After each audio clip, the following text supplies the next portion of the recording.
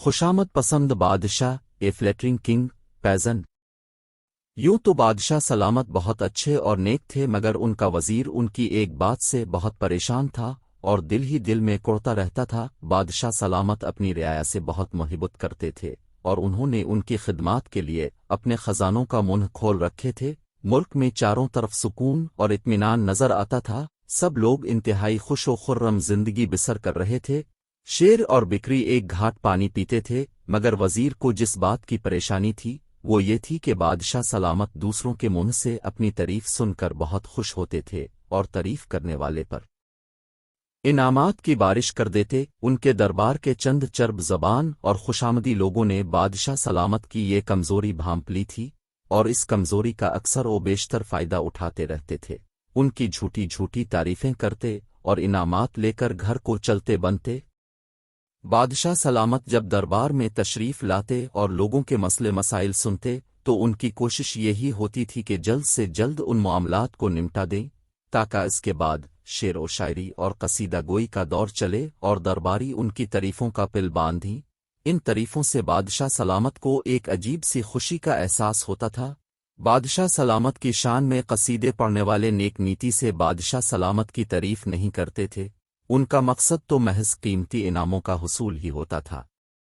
वफादार वजीर ने एक रोज़ अपनी ये परेशानी मलिका के सामने रखी। मलिका खुद बादशाह सलामत की इस बात से तंग थी। वो सोचती थी कि झूठी तारीफों पर अगर वो इसी तरह हीरे जवाहरात और अशरफियां लुटाते रहे तो एक रोज़ सारा खजाना खाली हो जाएगा। उसने वजीर से कहा, इस सिलसिले में तो मुझे अब पर ही भरोसा है। अब बादशाह सलामत के वफादार साथियों में से हैं।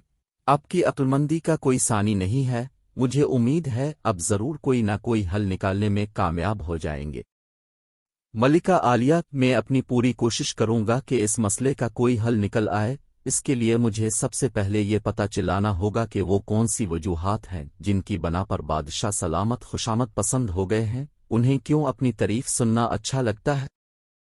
जब मेरी उनसे शादी हुई थी तो वो तब भी ऐसे ही थे। बात बात पर अपने गिले से कीमती मोतियों के हार उतार कर लोगों को इनाम में दे दिया करते थे। एक वक्त तो ऐसा भी आ गया था कि हारों को बनवाने के लिए बहुत सारे कारीगरों को भर्ती करना पड़ गया थे। मुझे तो इस बात से बहुत डर लगता है कि हम अलिले को क्या मुंह दिखाएंगे। खजाने का पैसा अवाम की अमानत होता है। इस तरह तो हम अमानत में खियानत के मुर्तकिब हो रहे हैं। मैंने सोचा है कि मैं बादशाह सलामत की वालिदा साहिबा से मिलूं और उनको कुर्रीदों के बादशाह सलामत की शख्सियत की इस खामी का सबब किया है, वजीर ने कहा। और एन इसी वक्त बादशाह सलामत की माँ कमरे में दाखिल हुई। वो काफी बूढ़ी हो गई थी और लाठी टेक टेक कर चलती थी। इसने मलिका और वजीर को देखा तो बोली, बेटी मैं ये पूछने हूं कि रात के खाने में क्या पकेगा, ताका शाही बावर्ची को आगाह कर दूं, मगर ऐसा मालूम देता है कि तुम दोनों ममलकत के किसी अहम मसले पर गुफ्तगू कर रहे हो। मैं चलती हूँ, बाद में इजाही। उम्मी हुजूर, हम आपका ही तज़किरा कर रहे थे। एक बहुत अहम मसला दरपेश आ गया है, अब से कुछ मालूमात लेना थी, मलिका ने कहा। पहले मसला तो पता चले, इसके बाद ही मैं मालूमात दे सकूंगी, बादशाह सलामत की वालिदा ने कहा।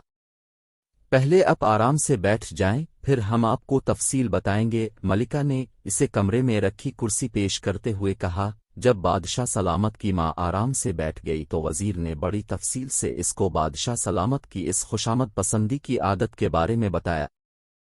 जब इसकी बात खत्म हुई तो बादशाह सलामत की माँ ने एक ठंडी सांस भरी और बड़े तासुफ से बोले, अपने बेटे की इस आदत के जिम्मेदार में और उसके अब्बा हुजूर थे। ये बात सुनकर मलिका और वजीर दोनों चौंक पड़े।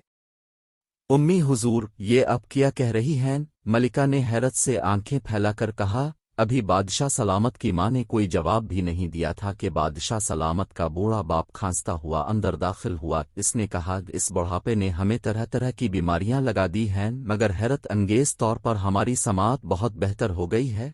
दूर ही से हम सब बातें सुन लेते हैं। हमने तुम सब की बातें भी सुन ली हैं। हमारी बेगम बिल्कुल ठीक फरमा रही हैं। अपने बेटे को खुशामद पसंद बनाने में हम दोनों का ही हाथ है। बादशाह सलामत की माँ को मलिका ने कुर्सी पेश की थी। अब बादशाह सलामत का बाप आया तो उसे कुर्सी पेश करने की बारी वजीर की थी। वो एक कुर्सी उठाकर उसके करीब लाया और बोला, तशरीफ रखे। وہ بیٹھ گیا تو ملکہ بڑی فکرمندی سے بولی، جس انداز میں وہ دونوں ہاتھوں سے اپنی دولت لٹا رہے ہیں، ہمیں تو لگتا ہے کہ بہت جلد خزانہ خالی ہو جائے گا۔ ہمیں وزیر صاحب سے بہت امیدیں وابستہ ہیں، ہمیں یقین ہے کہ وہ بہت جلد اس کا حل ڈھونڈ لیں گے۔ وزیر آگے بڑھا، کھنکھار کر گلا صاف کیا، پھر ہاتھ باندھ کر بولا، اب بادشاہ سلامت کے والدین ہیں، دونوں کا یہی کہنا ہے کہ ان کی اس خامی کے پیچھے اب کا ہی ہاتھ ہے، پتہ تو چلے کہ کیسے۔ اگر یہ بات پتہ چل گئی تو بادشاہ سلامت کا علاج کرنا مشکل بات نہ ہوگی۔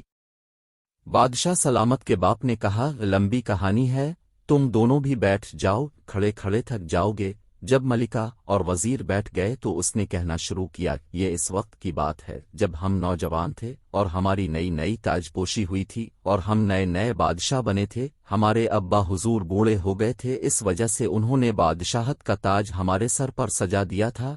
تھوڑے عرصے بعد ہماری شادی ایک انتہائی حسین و جمیل شہزادی سے ہو گئی۔ ان کا رنگ اتنا صاف تھا کہ جب پانی پیتی تھیں تو گردن سے جاتا ہوا نظر آتا تھا۔ اتنا کہہ کر بادشاہ سلامت کے باپ نے اپنی بیوی کی طرف دیکھا، اس نے شرما کر سر جھکا لیا۔ ان کے حسن و جمال کا تفصیلی تذکرہ ہم نے اس لیے کیا ہے کہ اپنی خوبصورتی کو برقرار رکھنے کے لیے یہ ہر وقت اپنے بناؤ سنگھار میں لگی رہا کرتی تھیں۔ ہم بھی کچھ کم نہیں تھے، ہمیں سیر سپاٹے اور شکار کا شوق تھا، ہم اپنے مشغلوں میں گم رہا کرتے تھے۔ تھوڑے عرصے بعد اللہ نے ہمیں اولاد کی نعمت سے بھی نواز دیا۔ ہمارا شہزادہ نہایت خوبصورت تھا، اس کی پیدائش پر ہم دونوں ہی بہت خوش تھے، مگر نہ انہوں نے ہر وقت بننے سنورنے والی عادت چھوڑی اور نہ ہم نے اپنی سیر سپاٹے اور شکار کی۔ ہمارا شہزادہ کنیزوں اور غلاموں کے ہاتھوں میں پرورش پاتا رہا۔ وہ تھوڑا بڑا ہوا تو اس کا دل چاہتا تھا کہ ہمارے ساتھ بیٹھے، اپنی اچھی اچھی باتیں ہمیں بتائے اور ہم اس کو شاباش دیں اور اس کی تعریف کریں، مگر ہم دونوں نادان بنے، اپنی اپنی پسند کی مصروفیات میں گم تھے۔ ہمیں اپنی بے وقوفی کی وجہ سے اپنے چھوٹے سے شہزادے کے احساسات کا خیال ہی نہیں رہا۔ اس محرومی کا فائدہ ان کنیزوں نے اور غلاموں نے اٹھایا جن کے ذمے اس کی دیکھ بھال کرنا تھی۔